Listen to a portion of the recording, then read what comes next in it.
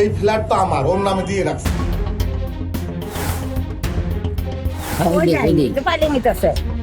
ওবায়দুল নামের কাউকে আমি চিনি না। একজনই পুলিশ। কিছুদিন আগে মিটিং টিটিং করছে তখন আসছিল। সম্ভবত 72 শতক জমি। নরসিংদীতে নিয়ে আসা ঝামেলা, টাকার ভিতরে তো আমি বস্তা করে নিয়ে আসি, বস্তা করে আর ওই বস্তায় আমি যে আর একজনের বাড়ি দিয়ে আসি, আমি পাপ করে নেব কি?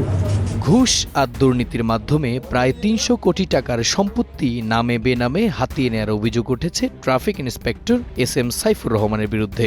এই ফ্ল্যাট তো আমার, ওর নামে দিয়ে রাখছি। সেনবেলা জমি আছে আমার, ওর নামে দিয়ে রাখছি। বিশ্বস্ত দেখি। সেও গরিব মানুষ না, আমার অনেকের নামে দিয়া লাগে ভাই, ঝামেলা আছে। নট অনলি সে, আরো অনেকের নামে দিয়ে আছে। সাইফুর রহমানের দুর্নীতির আদ্যোপান্ত জানতে ছদ্মবেশে তার সঙ্গে কথা বলে সময় সংবাদ। সাইফুর অকপটেই বলেন নিজেরই দুর্নীতির কথা। আরে ভাই গেলে আমার সব ক্ষমতা আছে বলে তোর নামে দিচ্ছি রে ভাই।